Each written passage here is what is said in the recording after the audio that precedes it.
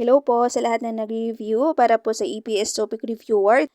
Basahin natin. 농작물의 해로운 벌레 병균 등을 없애기 위해서 주는 약품을 핑간이라고 합니다. So, ano ibig sabihin nun? Ano ibig sabihin ng 농작물의? So, the correct pronunciation for this patim kiyok sound change to NG kapag sinundan siya ng initial consonant na myum or neon. 농작물에 means crops. Next, 해로운. Ano naman yung 해로운?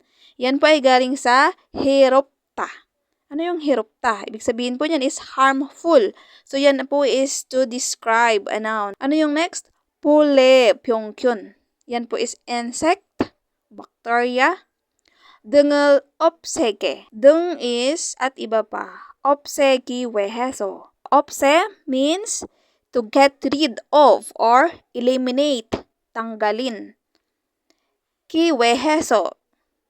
Para. So, ibig sabihin, para tanggalin yung mga insekto na nakaka-harmful sa crops. To는 magbigay, to give medicine. 약품 is medicine.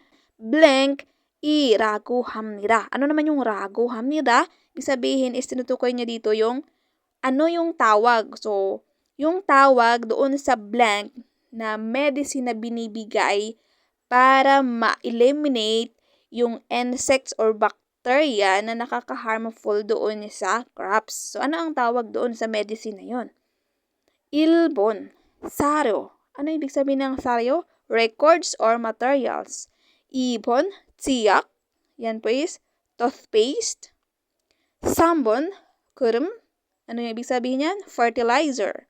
4번, 농약. Ano yung 농약? Agriculture, chemical. So, ano ang tawag doon sa medicine na binibigay natin para ma-eliminate yung bacteria? Siyempre, yung 농약. So, yan po is yung chemical. Correct answer is number 4.